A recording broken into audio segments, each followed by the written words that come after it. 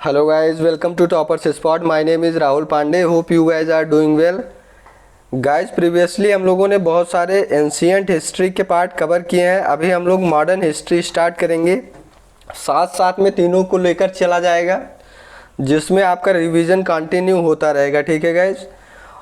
और अगर अभी तक आप लोगों ने ये वीडियो जो है नहीं देखी है प्रीवियसली, तो आप जाइए प्लेलिस्ट में, उन्हें देख लीजिए और अपने दोस्तों के साथ भी शेयर करिए, ताकि ज़्यादा से ज़्यादा लोग अपने साथ जुड़ें, ताकि हमको पढ़ाने में और आपको पढ़ने में दोनों को मज़ा आए। ठीक है, चलिए अब ज़्यादा बात ना करते हुए आज का सेशन शुरू करते हैं। और आपका फर्स्ट क्वेश्चन है, भारत में यूरोपियों के आगमन को क्रमानुसार लिखना है कि कौन पहले आया कौन बाद में आया। ठीक है, क्रोनोलॉजिकल ऑर्डर में आपको फिट करना है।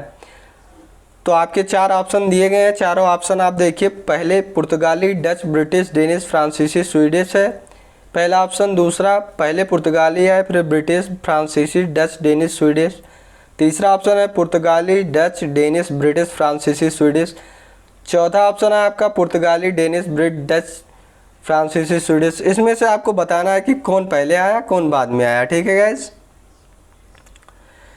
तो गाइज इस क्वेश्चन के लिए अगर बात करें राइट आंसर की, तो सबसे पहले बहुत ही आसान सा क्वेश्चन है, बस ध्यान से आपको देखना है इसको। तो सबसे पहले कौन आया अपने यहाँ पे? पुर्तगाली आए।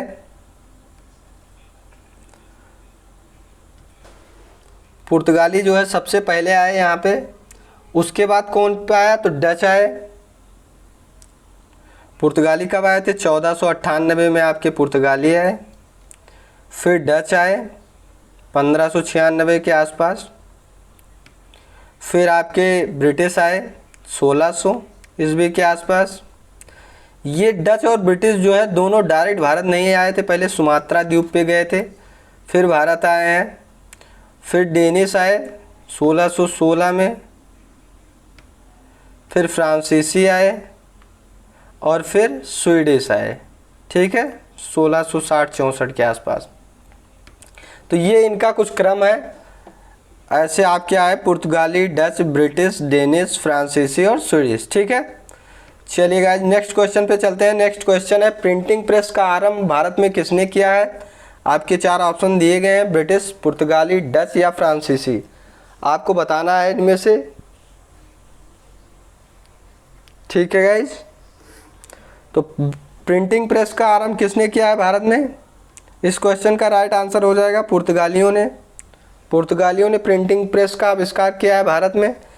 इसके साथ में कई फल और तंबाकू आदि चीज़ें लेके आए। ये तंबाकू और कई फल भी लेके आए थे यहाँ पे, ऐसा माना जाता है पुर्तगालियों ने।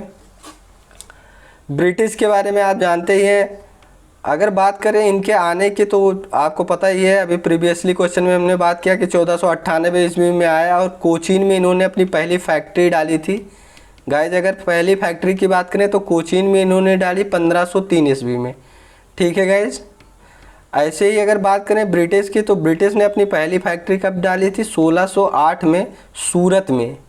हालांकि अगर बात करें इसे कंप्लीट होने की, जब भी क्वेश्चन में आएगा कि पहली फैक्ट्री कहाँ पे शुरू की गई, तो वो सूरत में की गई थी।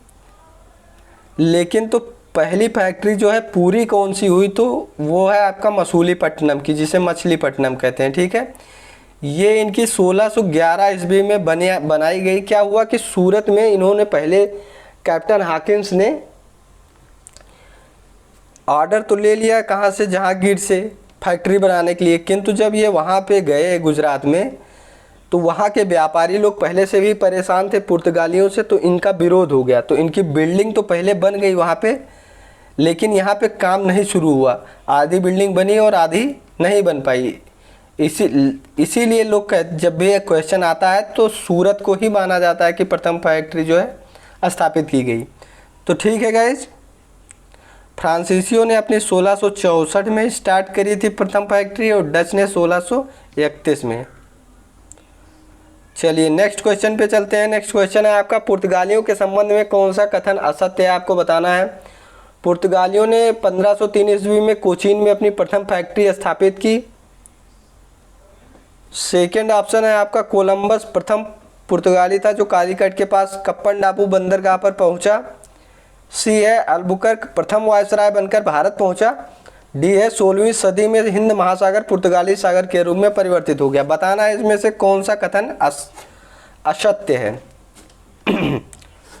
तो पुर्तगालियों ने 1503 ईस्वी में कोचीन में अपनी प्रथम फैक्ट्री डाली। इसकी बहुत चर्चा हम लोग प्रीवियस क्वेश्चन में ही कर चुके हैं।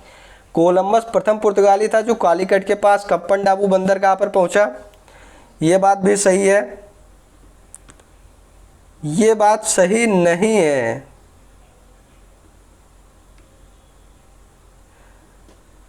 मैंने पहले ही कहा था आप कंफ्यूज हो जाएंगे ना। कोलंबस कौन था? कोलंबस वो था जिसने खोज की अमेरिका की 1994 में, ठीक है। और यहाँ पे कौन आया था? कोलंबस नहीं आया था सर। कौन आया था? Vasco da Gama. देखिए एक ना कन्फ्यूजन आ गई। तो वास्को डिगामा आया था आपके यहाँ पे। प्रथम पुर्तगाली था। अल्बुकर्क प्रथम वायसराय बनकर भारत पहुंचा। गाइस इसमें दो ऑप्शन जो है गलत हो गए आपके, क्योंकि अल्बुकर्क जो था वो प्रथम वायसराय नहीं था, फ्रांसिस्को डी अल्मीडा था। कौन था? प्रथम पुर्तगाली गवर्नर कौन था? Francisco de Almeida. Francisco de Almeida आपका प्रथम पुर्तगाली गवर्नर जनरल था, वायसराय था, जो वायसराय बन के आया था भारत के लिए। इसी ने ब्लू वाटर पॉलिसी लागू की थी हिंद महासागर के लिए, ठीक है, जिसके तहत ही माना जाता है कि हिंद महासागर पर इन लोगों ने कब्जा कर लिया और 16वीं सदी में हिंद महासागर पुर्तगाली सागर के रूप में परिवर्तित हो गया। तो इस क्वेश्चन के लिए आपके दो ऑप्शन गलत हो जाएंगे। भारत कोलंबस नहीं आया, वास्को डी गामा आया, और अल्बुकर्क नहीं आया, फ्रांसिस्को डी अल्मीडा आया, ठीक है गाइस, जिसने ब्लू वाटर पॉलिसी जारी की, जो कि महत्वपूर्ण पॉलिसी है हिंद महासागर के संबंध में। तो इसको याद रखिएगा। चलिए नेक्स्ट क्वेश्चन। किस शासकों के प्रति बहादुर शाह प्रथम की नीतियां अस्थिर बनी रही? आपको बताना है। आपके ऑप्शंस है मराठों के प्रति, हिंदुओं के प्रति, सिखों के प्रति या अफगानों के प्रति। 4 ऑप्शन है आपके। चारों में से आपको बताना है कि किसके प्रति जो है बहादुर शाह प्रथम की नीतियां अस्थिर बनी रही थी। तो गाइस अगर हम बात करें मराठों के प्रति, तो मराठों के प्रति इनकी जो स्थिति थी वो काफ़ी स्थिर थी मराठों के प्रति, और हिंदुओं के प्रति में भी, क्योंकि मराठों के प्रति जो थी इनकी स्थिति जो थी अस्थिर थी। तो यही क्वेश्चन का आपका राइट आंसर हो जाएगा। बाकी हिंदुओं के प्रति जो हिंदू सरदार थे, यहाँ हिंदुओं से मतलब है जो राजपूत राजा थे और जो आपके हिंदू सरदार थे उस टाइम के, उनके प्रति जो है इनकी जो नीतियाँ थी वो साफ थी। सिखों के 10वें गुरु उस टाइम थे गुरु गोविंद सिंह। इनके साथ भी अच्छे संबंध बनाए थे बहादुर शाह प्रथम ने। अगर बहादुर शाह प्रथम के बारे में बात करें तो बहादुर शाह प्रथम जो है ये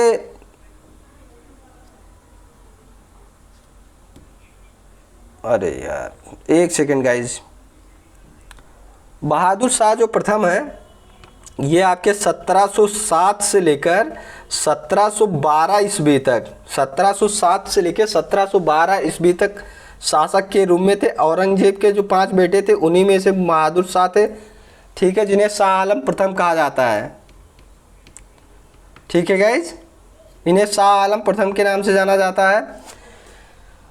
और इन्हें क्या कहा जाता था? शाह बेखबर भी कहा जाता। काफ़ी क्वेश्चन आया है काफ़ी बार कि शाह बेखबर के नाम से कौन सा बादशाह जाना जाता था, तो शाह बेखबर कहते थे इनको, शाह बेखबर। गाइस पेन में थोड़ी सी प्रॉब्लम आ गई है जो ठीक से चल नहीं रही है, तो आप होप हम जो बोल रहे हैं उसको आप सुनते रहिए अच्छे से। तो ये शाह बेखबर के नाम से जाना जाता था, ठीक है गाइस। तो आपका हिंदुओं के प्रति इनकी अच्छी पकड़ थी और सिखों के साथ में भी इन्होंने अच्छा संबंध बनाया था, पर मराठों के साथ जो है इनका संबंध ठीक नहीं था। ये जो मराठों के सरदार थे साहू जी, ये उनको उनका महाराजा नहीं मानते थे साहू जी को, और सरदेश मुखी तो वसूलने के लिए इन्होंने दे दिया था, पर चौथ जो है ये खुद ही वसूलते थे। 2 कर थे ये सरदेश मुखी और चौथ, जो आपके मराठों की से पहले ही आपका जो है जब शिवाजी थे तभी से आपका ये चालू है, दोनों कर वसूले जा रहे थे शिवाजी के ही टाइम से। सरदेशमुखी और चौथ।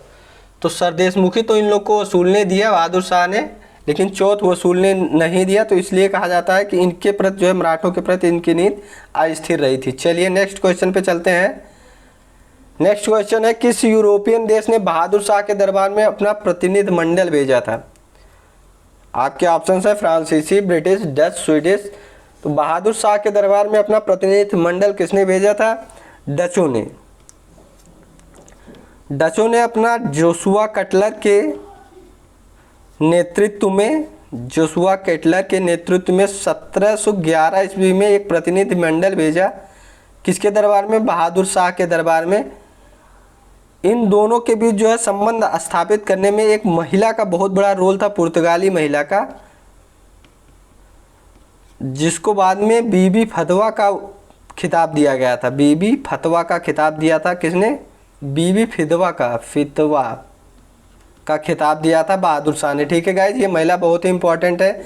कभी कभी क्वेश्चन में आता है कि कहाँ की महिला को बीबी फतवा का जो है बीबी फतवा का क्या कहते हैं उपाधि दी गई थी, तो वो आपका पुर्तगाली महिला थी। ठीक है गाइज, चलिए नेक्स्ट क्वेश्चन पे चलते हैं। नेक्स्ट क्वेश्चन है आपका, क्षय रोग से मरने वाला मुगल शासक कौन था? आपके ऑप्शन है रफ़ीउद्दराज, रफ़ीउद्दौला, मोहम्मद शाह या अकबर द्वितीय।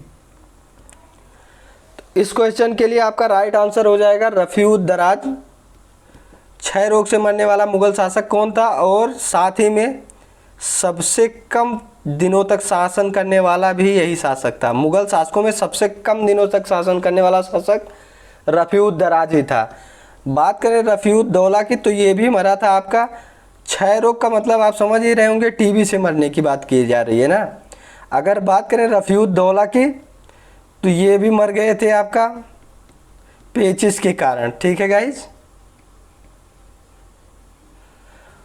और मोहम्मद शाह के बारे में अगर बात किया जाए, तो मोहम्मद शाह के बारे में आपके मोहम्मद शाह जो है इन्होंने किंग मेकरों के पहली बात तो मरवा दिया था। जो किंग मेकर थे आपके सैयद बंधु कहलाते थे, और ये 1739 में इसी के टाइम पे नादिर शाह ने आक्रमण किया था भारत पे। ठीक है, अकबर द्वितीय कौन था? तो ये अकबर द्वितीय जो है औरंगजेब के 5 पुत्रों में एक था, जो मोहम्मद अकबर कहा जाता था। ठीक है, और अकबर द्वितीय ने आपको पता होगा कि राजा राम मोहन राय को राजा की उपाधि दी थी। ठीक है गाइज, चलिए नेक्स्ट क्वेश्चन में चलते हैं। नेक्स्ट क्वेश्चन है आपका, निम्नलिखित घटनाओं पर विचार कीजिए तथा उनको उनके कालक्रम के अनुसार व्यवस्थित कीजिए। ठीक है, घटनाएं चलिए चलते हैं। कौन सी है? सिक्किम का विजय, झांसी का विजय, पंजाब का विलय या वर्मा का विलय। आपको बताना है कि इनमें से कौन सी घटना पहले हुई, उसके बाद और उसके बाद। ठीक है गाइज, आराम से पढ़िए, फिर आंसर करने की कोशिश करिए।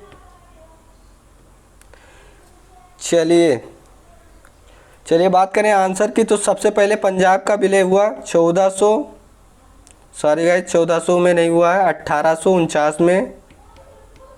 सबसे पहले पंजाब का विलय 1849 में हुआ है। फिर सिक्किम का विलय हुआ है आपका 1850 ईस्वी में सिक्किम का विलय हुआ। फिर उसके बाद में आपका वर्मा का विलय हुआ 1852 ईस्वी में, और झांसी का 1853 ईस्वी में। ठीक है, ये विलय की नीति अपनाई किसने थी? तो लॉर्ड डलहौजी, जो कि 1848 में आया था गवर्नर जनरल बन के। यही अंतिम गवर्नर जनरल था, क्योंकि इसी के बाद से वायसराय का पद जो है लागू हो गया था। यहीं से आपका लॉर्ड कैनिंग जो है प्रथम वायसराय था। हालांकि गवर्नर जनरल का पद समाप्त नहीं हुआ था, दोनों ही पद साथ साथ में चल रहे थे, गवर्नर जनरल का भी और वायसराय का भी। ठीक है गाइज, तो इस क्वेश्चन के लिए राइट आंसर कौन सा हो जाएगा? 3142। ठीक है, चलिए नेक्स्ट क्वेश्चन पे चलते हैं। नेक्स्ट क्वेश्चन है आपका, निम्नलिखित में कौन सही सुमेलित नहीं है? तेभागा आंदोलन 1946-47, मोपला विद्रोह 1921, पाबना किसान विद्रोह 1879-80, बंगाल नील विद्रोह 1859-60। तो इसमें से बताना है आपका कौन सही सुमेलित नहीं है। गाइज, अगर बात करें तेभागा आंदोलन का, तो ये 1946-47 में हुआ। बंगाल में एक किसान आंदोलन था, ये बंगाल में हुआ एक किसान आंदोलन था जिसमें किसान जो है 2/3 फसल की मांग कर रहे थे और जो वहाँ के जमींदार थे वो उनको उतनी फसल नहीं दे रहे थे बल्कि 1/3 दे रहे थे और ये 1/3 कर देने की बात कर रहे थे। इसी को लेकर वहाँ पे एक किसान आंदोलन था बंगाल में। ठीक है गाइस, बात करें अगर मोपला विद्रोह की, तो मोपला विद्रोह आपका किससे कहाँ से संबंधित है? केरल से संबंधित है। यहाँ पे जो है ये मुसलमानों और हिंदुओं के बीच एक विद्रोह हुआ। हालांकि हिंदुओं के बीच नहीं था, ये भी मुसलमानों का और जमींदारों के बीच अगर कहा जाए तो गलत नहीं होगा। और ये खिलाफत आंदोलन को जो ब्रिटिश दबा रहे थे उनके विरुद्ध भी किया गया एक आंदोलन था, तो इस तरह से इसको लिया जा सकता है। वहाँ पर भी जमींदारों का जो है बहुत प्रकोप था, तो उसी को चलते जो है उसी के चलते ये आंदोलन किया गया। इसमें गांधी जी ने भी हिस्सा लिया था किसानों की तरफ से, मतलब मुस्लिमों की तरफ से। चलिए अब चलते हैं नेक्स्ट आंदोलन पे, तो यह है पावना किसान विद्रोह। ये आपका 1879-80 में हुआ था। कहाँ पे? ये आपके पावना है आपका बंगाल में। ये भी एक किसान आंदोलन था। ठीक है गाइस,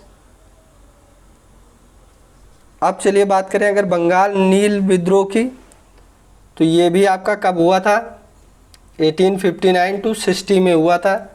नील की खेती करने के लिए किसानों ने मना कर दिया था कि अब वो नील की खेती नहीं करेंगे यहाँ पे। तो ये उनके लिए था, ब्रिटिश के खिलाफ किसानों का जो है आंदोलन था। ब्रिटिश बाकी जमींदारों के साथ में था ये तीनों ही आपके, और ये किसानों का और ब्रिटिश से डायरेक्ट था। ठीक है गाइज,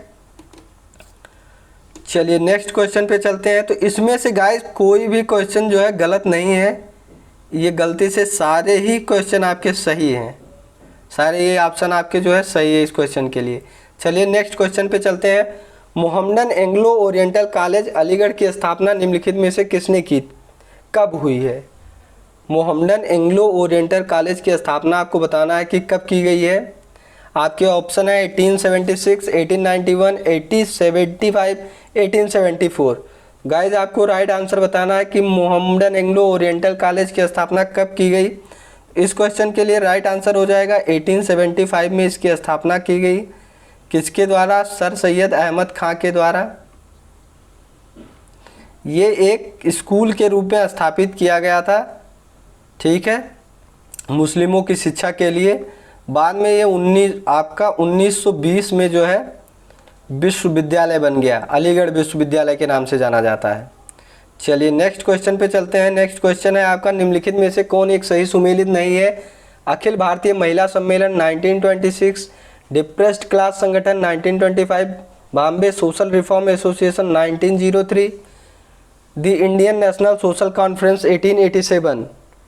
तो गाइज बताना है आपका कौन इसमें से संबंधित नहीं है।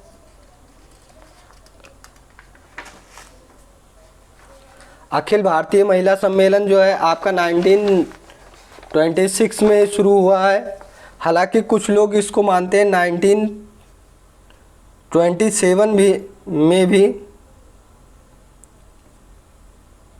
1927 में भी मानते हैं इस चीज़ को, अखिल भारतीय महिला सम्मेलन को। ठीक है गाइज, तो इस क्वेश्चन को माना भी गया है कि 1927 में ही हुआ था आपका। और अगर बात करें इसकी स्थापना की, तो मार्गरेट कजिन्स ने इसकी स्थापना की थी। ये एक आयरिश महिला थी जिन्होंने इसकी स्थापना की थी। इसमें इसकी अध्यक्ष जो रही आपकी एनी बेसेंट, विजय लक्ष्मी पंडित और बड़ौदा की महारानी आज अखिल भारतीय महिला सम्मेलन की अध्यक्ष रहीं। 1931 में जो गोलमेज सम्मेलन हुआ था, इसमें महिलाओं का पक्ष रखने के लिए अखिल भारतीय महिला सम्मेलन ने भाग लिया था। ठीक है गाइस, डिप्रेस्ड क्लास संगठन बी.आर. अम्बेडकर ने स्थापना की इसकी।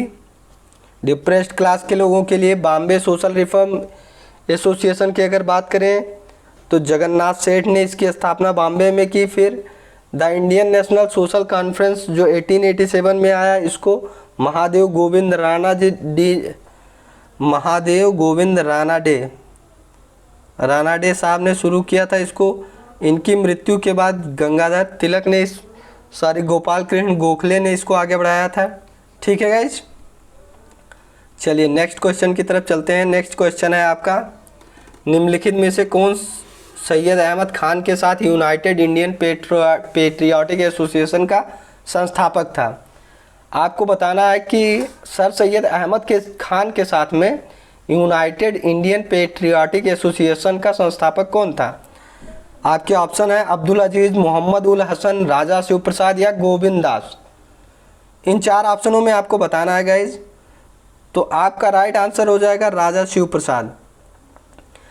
गाइज जब यहाँ से सर सैयद अहमद खान जी दिल्ली से चले गए, कहाँ, बनारस की तरफ, वहीं पे जाके 1888 ईस्वी में इन्होंने बनारस के राजा शिव प्रसाद के साथ में यूनाइटेड इंडिया पेट्रियाटिक एसोसिएशन की स्थापना की, कांग्रेस को अपोज करने के लिए। ठीक है गाइज, चलिए नेक्स्ट क्वेश्चन पे चलते हैं। नेक्स्ट क्वेश्चन है आपका, लखनऊ में स्थापित अखिल भारतीय किसान सभा के महासचिव के रूप में किसे चुना गया था? स्वामी सहजानंद, एनजी रंगा, इंदुलाल याग्निक या राम मनोहर लोहिया को? तो गाइज इस क्वेश्चन के लिए राइट आंसर हो जाएगा आपका स्वामी सहजानंद को जो है, सॉरी, एनजी रंगा को जो है महासचिव चुना गया था इसके लिए। जबकि स्वामी सहजानंद जी जो हैं ये आपके अध्यक्ष रहे थे। कौन थे? स्वामी सहजानंद जो हैं ये अध्यक्ष और एनजी रंगा जो है महासचिव थे। ठीक है गाइज। और अगर इसकी स्थापना की बात करें तो 11 अप्रैल को इसकी स्थापना हुई थी 1936 को लखनऊ में। ठीक है गाइज। चलिए नेक्स्ट क्वेश्चन पे चलते हैं। नेक्स्ट क्वेश्चन है आपका, निम्नलिखित युग्मों में कौन सही सुमेलित नहीं है? अरविंदो घोष, वंदे मातरम, गोपाल कृष्ण गोखले, सत्याग्रह, Annie Besant, new India, Mahatma Gandhi, young India. Guys बताना है कि ये पुस्तकें दी गई हैं और उनसे संबंधित लेखक कौन किसको लिखा है आपको बताना है। अरविंदो घोष, वंदे मातरम एकदम सही है। Annie Besant, new India, Commonwealth चलता था इनका। महात्मा गांधी, हरिजन, यंग इंडिया आदि पुस्तकें थी इनकी। पर गोपाल कृष्ण गोखले का सत्याग्रह नहीं था। सत्याग्रह जो है दीनानाथ तेंदुलकर ने लिखा है और ये 100 वर्ष पूरा होने पर, जो सत्याग्रह था गांधी जी का, चंपारण सत्याग्रह के 100 वर्ष पूरा होने पर 2017 में लिखी गई है। ठीक है गाइज। गांधी जी के ऊपर कई पुस्तकें लिख चुके हैं दीनानाथ तेंदुलकर जी। चलिए नेक्स्ट क्वेश्चन पे चलते हैं। नेक्स्ट क्वेश्चन है आपका, निम्नलिखित में से किस क्रांतिकारी नेता ने कोलकाता से क्रूर पुलिस कमिश्नर चार्ल्स टेगर्ट की हत्या का प्रयास किया था? तो गाइस जैसा कि इतिहास रहा है आप लोग जानते ही हैं कि जितनी भी योजनाएं बनाई गई हालांकि बहुत अच्छे से सक्सेस नहीं हुई। उनके कई सारे अपने रीज़न रहे होंगे कि हो सकता है बम आदि की व्यवस्था अच्छी ना रही हो, अच्छे प्लान ना एग्जीक्यूट हो पाए हों, तो ये सब चीज़ें नहीं। लेकिन क्रांतिकारियों ने लगातार प्रयास किया। उसी प्रयास में आपके गोपीनाथ शाह जो कि कोलकाता से क्रांतिकारी थे, इन्होंने टेगर्ट को मारने का प्रयास किया था। चार्ल्स टेगर्ट जो कि कोलकाता का कमिश्नर था उस टाइम पे, और इसके अत्याचार दिन प्रतिदिन बढ़ते ही जा रहे थे। पर इनकी वजह से इन्होंने ट्राई तो किया किसी और को मारने के लिए, पर मारा कौन गया? उसकी जगह पे अर्नेस्ट डे को मार दिया इन्होंने।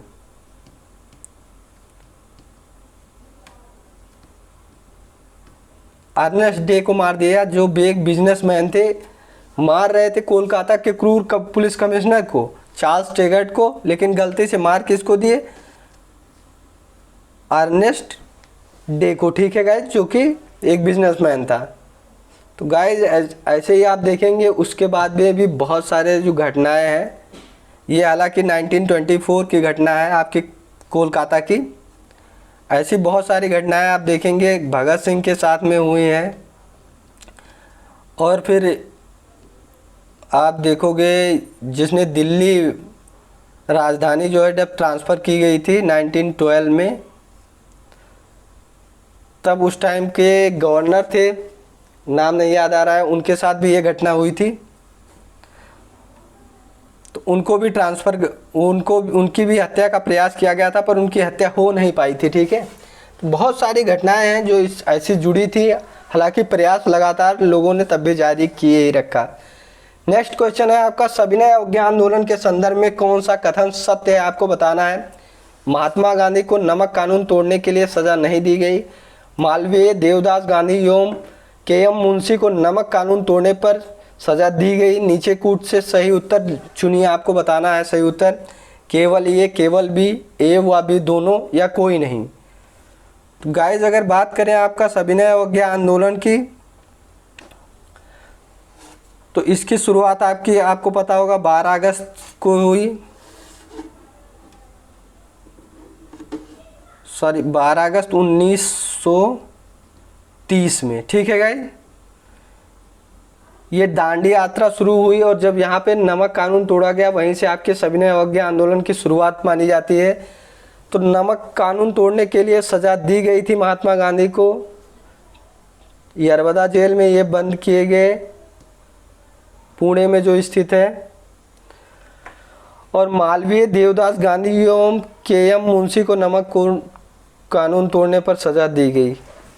हाँ, तो इनको भी सजा दी गई। मालवीय, देवदास, मदन मोहन मालवीय जी को, देवदास गांधी को और के.एम. मुंशी को भी नमक तोड़ने पर सजा दी गई थी, और गांधी जी को भी। तो इसीलिए आपका कथन, इसमें से कौन सा कथन सत्य है, तो केवल बी सत्य हो जाएगा, ठीक है गाइज। चलिए नेक्स्ट क्वेश्चन पे चलते हैं। नेक्स्ट क्वेश्चन है आपका, निम्नलिखित घटनाओं को सही कालक्रम में रखना है, क्रोनोलॉजिकल ऑर्डर में सजाना है आपको। दांडी यात्रा, पूना समझौता, सांप्रदायिक घोषणा और गांधी इरविन समझौता। गाइज ये काफ़ी दूर दूर की घटना है, तो आप आराम से इसको कर सकते हैं। सबसे पहले तो आपका दांडी यात्रा हुई कब, 12 अगस्त 1930 में। फिर नेक्स्ट ईयर के 12 मार्च को हुई थी, 12 मार्च को हुई, 12 मार्च 1930 को, क्योंकि गांधी इरविन समझौता जो है वो 5 मार्च 1931 को हुआ है, ठीक है गाइज। फिर आपका सांप्रदायिक घोषणा हुई है 16 अगस्त 1932 को, और उसके बाद में 24 सितंबर जो है 1932 को क्या हुआ है, पूना समझौता। तो इसका क्या आंसर हो जाएगा आपका, सबसे पहले ए, फिर उसके बाद गांधी इरविन समझौता D, A D C B right answer हो जाएगा। चलिए नेक्स्ट क्वेश्चन पे चलते हैं। नेक्स्ट क्वेश्चन है, निम्न में कौन आज़ाद हिंद फौज से जुड़े नहीं थे, आपको बताना है। रशीद अली, शाहनवाज, पी.के. सहगल या बी.सी. दत्ता। तो गाइस जैसा कि आप सबको पता होगा कि इसकी आज़ाद हिंद फौज की स्थापना जो है मोहन सिंह भाकना, रास बिहारी बोस और निरंजन सहगल ने की थी, ठीक है गाइज। इसकी कमान 1943 को सुभाष चंद्र बोस जी को दी गई, और इनमें से रशीद अली, शाहनवाज खां, पी.के. सहगल आदि लोग जो है उसमें शामिल थे। लेकिन शामिल कौन नहीं था इनमें से अगर बात किया जाए तो बी.सी. दत्ता जो है ये शामिल नहीं थे। बी.सी. दत्ता किससे शामिल थे, रॉयल नेवी विद्रोह जो हुआ था उससे सम्मिलित थे बी.सी. दत्ता जी। रॉयल नेवी विद्रोह जो किया गया था ये उससे संबंधित थे। चलिए नेक्स्ट क्वेश्चन पे चलते हैं। नेक्स्ट क्वेश्चन है आपका, निम्नलिखित में कौन सा कथन भारत छोड़ो आंदोलन के बारे में सत्य नहीं है।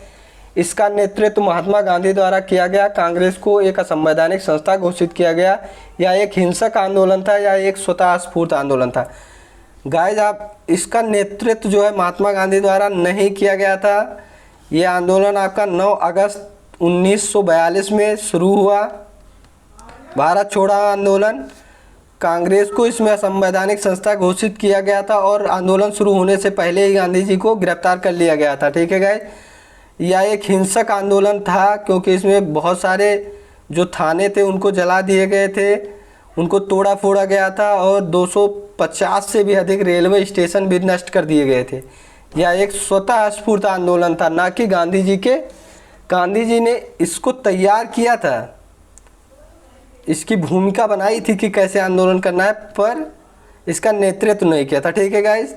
तो होप आपको समझ में आ गया होगा, ये आपका राइट आंसर हो जाएगा। चलिए नेक्स्ट क्वेश्चन पे चलते हैं। नेक्स्ट क्वेश्चन है, इंपीरियल गजेटियर का संकलन करता कौन था। आपके ऑप्शन है Colin Clark, William Wilson Hunter, Charles Elliot या विलियम डिग्बी। आपको बताना है इसमें से राइट आंसर कौन सा है। तो गाइज ये हो जाएगा आपका विलियम विल्सन हंटर जो है इंपीरियल गजेटियर का संकलन करता था। इसी की अध्यक्षता में हंटर आयोग जो है एक शिक्षा से संबंधित आयोग जो है बनाया गया था 1882-83 में। ठीक है गाइज, इस बात को भी याद रखिएगा, काफ़ी बार एग्जाम में आता है। निम्न में कौन सही सुमेलित है? सहकारिता आंदोलन, MK Munshi, Etawah pilot project, Albert मायर, अधिक अन्न उपजाओ अभियान जवाहरलाल नेहरू, या सेवाग्राम प्रोजेक्ट विनोबा भावे। सही, इस बार देखिए क्वेश्चन चेंज हो गया है। निम्न में कौन सही सुमेलित है आपको बताना है। तो सहकारिता आंदोलन से MK गांधी सम्मिलित नहीं थे। इटावा पायलट प्रोजेक्ट अल्बर्ट मायर, यही सही हो जाएगा। USA के अल्बर्ट मायर को इटावा पायलट प्रोजेक्ट, अगर बात करें इटावा पायलट प्रोजेक्ट है क्या, तो इसमें इटावा ज़िले की जो है डेवलपमेंट के लिए ये प्रोजेक्ट लाया गया था यूपी गवर्नमेंट द्वारा, और पूरा वित्त पोषण जो है यूपी गवर्नमेंट द्वारा ही किया गया था। हालांकि ये प्रोजेक्ट कंप्लीट नहीं हो पाया, वो अलग बात है। अधिक अन्न उपजाओ अन्न भी जवाहरलाल नेहरू नहीं थे। सेवाग्राम प्रोजेक्ट जो है विनोबा भावे नहीं थे, लेकिन सेवाग्राम किससे संबंधित है? ये MK गांधी से, महात्मा गांधी जी से जो है संबंधित है। सेवाग्राम की स्थापना इन्होंने की कब? 1934 में। इन्होंने कसम खाई थी ना कि साबरमती वापस नहीं जाएंगे ये अपने आश्रम को, इसीलिए ये चले गए कहाँ? आपके महाराष्ट्र में। वहीं पे जाके इन्होंने सेवाग्राम की स्थापना की और वहीं पे ये रहने लगे थे। ठीक है गाइज, तो गाइज आज का जो सेशन है आपका यहीं पे समाप्त होता है। होप आपको ये सेशन अच्छा लगा हो। अगर ये सेशन आपको पसंद आए तो आप अपने दोस्तों के साथ इसे शेयर करिए और वीडियो को लाइक करिए, ताकि चैनल को सब्सक्राइब करिए। गाइज मिलते हैं नेक्स्ट सेशन में नेक्स्ट वीडियो के साथ। तब तक के लिए आप स्वस्थ रहिए, मस्त रहिए और हिम्मत के साथ, मेहनत के साथ जुट कर पढ़ाई करते रहिए।